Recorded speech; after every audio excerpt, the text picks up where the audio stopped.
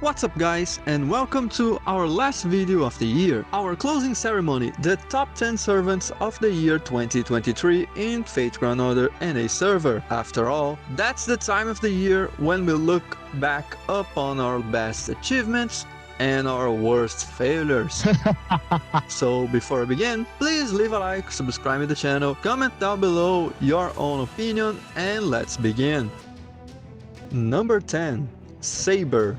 Barghest. Choosing 10 servants when we have 31 new units is no joke, but it was hard to not include Barghest as she was responsible for so many wipes. She had 4 to 5 good fights, a nice sad story, but most importantly a great kit for every beginner master that wanted a new 5-star unit but got the 4-star instead.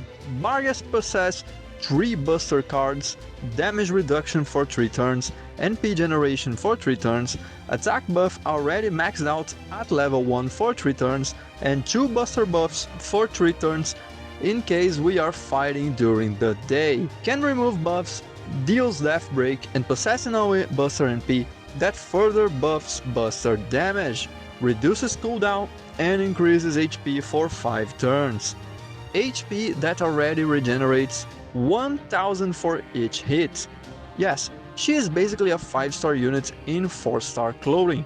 The only reason she is only number 10 is because the other characters are that good. Number 9. Rider Habitrot. I'll make this one quick as she does her job in also one turn. She possesses 80% NP battery, add that to a 20% mana loading, and you got yourself an insta AoE NP with Black Grail, 30% arts and NP buff, while she also protects an ally with invincibility, healing, guts, and debuff immunity. And once she's over, she goes back to our pocket, making her a free switch in, plus AoE cleave, plus protection, and all that completely free, once you finish Lost Bell 6 that is. Number 8.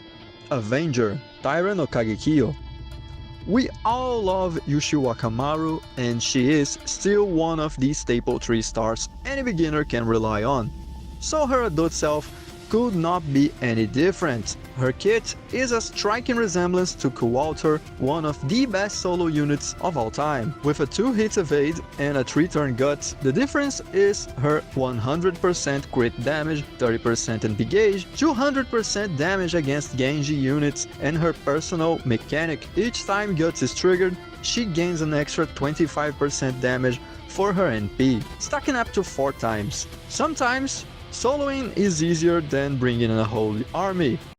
Number 7. Saber, Muramasa.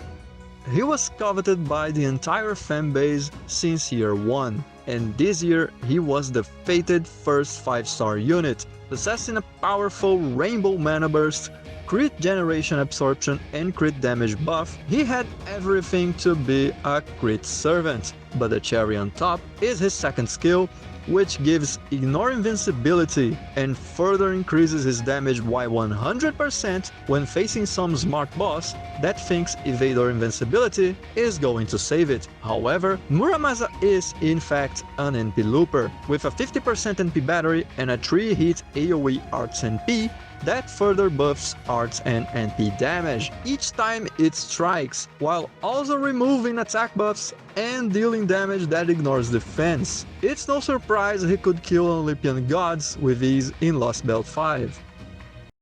Number 6. Avenger, Summer Kama.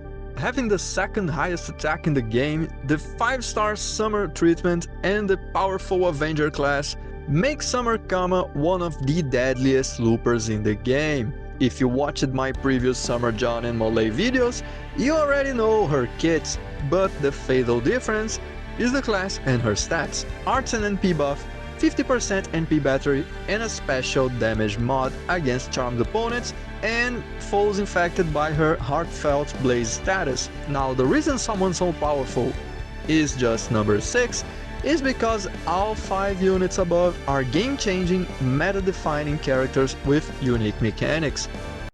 Number 5. Caster, Miss Crane. Had she been released just 1 or 2 years before, and people would see her value much more. Possessing a 100% NP battery, a party invincibility, star gen, and crit damage buff for an ally already makes her one of the best crit supports in the game. But her NP is simply the strongest mythic code, Plug Suit, together with an attack buff, NP buff, and NP battery for the first ally. Combine that with your own Plug Suit and imagine how many buff stacking is possible. Number 4. Berserker, Morgan. Alright, before the Queen Henchman starts rioting, let me explain. Morgan is the ultimate AoE Berserker. She has the crit star gen and crit damage buffs like Quick Berserkers.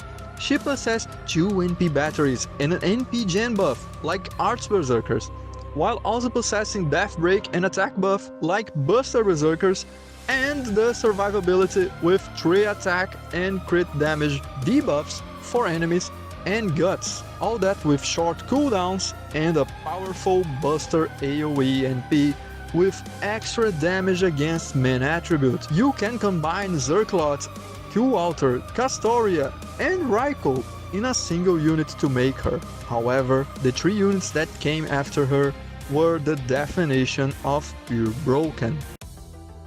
Number 3. Pretender, Oberon. Oberon is by far the deadliest support in the game, as it is critical to a lot of servants, enabling them to 3-turn NP recharge back to back while holding the strongest CE in the game, Black Grail. His first skill is a generous 30% NP damage buff together with 20% NP battery for the entire party, and that's where the generosity ends, as everything else comes with a price, and lots of beginners will struggle while dealing with it. The second skill gives 50% NP gauge for one ally, but said ally will lose 20% NP gauge in the following turn. His third skill is a 50% Buster damage buff and will double any NP damage buff, even the Black Grail, but your ally will sleep forever after that. Even his NP has a catch, as it can deal lots of damage, but if it does not kill, it will grant invincibility to the full. If not for his naughtiness, he could be higher. Number 2. Assassin, Koyan Sky of Light.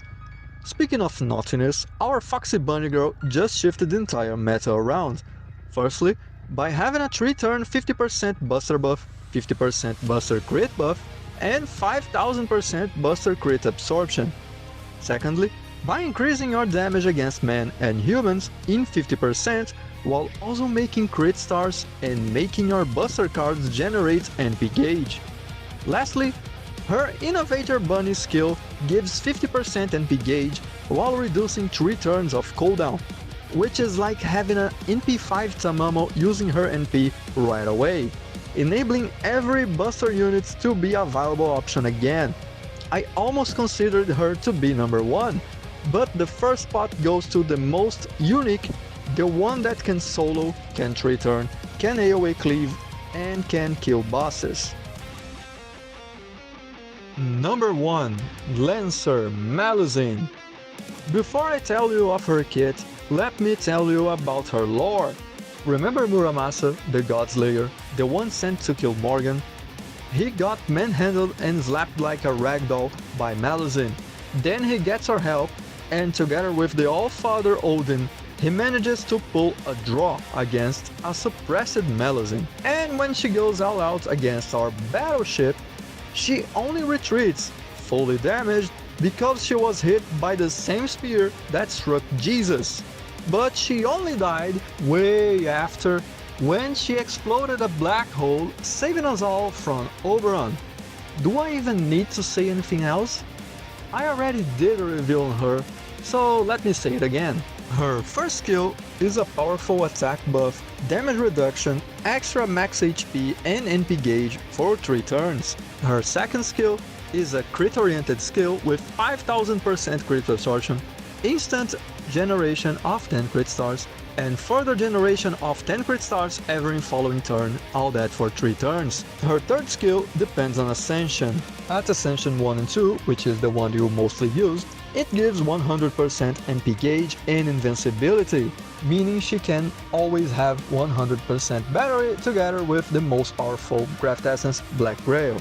After that, the skill becomes a 3-turn 30% NP damage buff with also invincibility. Her first NP, yes, you didn't hear wrong, the first NP, is a single target DPS that can death break, generate stars, and generate enough NP that she can loop alone. And her second NP is a Buster AoE that buffs Buster before attacking, grants her ignore invincibility, and also burns everyone that survives. So imagine 3 foes with Guts, all of them will lose their health, and when they trigger Guts, the burn will also deal damage and most likely kill them, just like how we just did it in the Tunguska events. That's why Melusine was so much important during our raids, and that's why our little dragon maid is the strongest servant we got this year. And that's it for today's video. Feel free to comment down below your opinions, as this one is our closing ceremony. So if you like it and want more content, please leave a like, subscribe to the channel if you haven't, comment down below, and catch you later.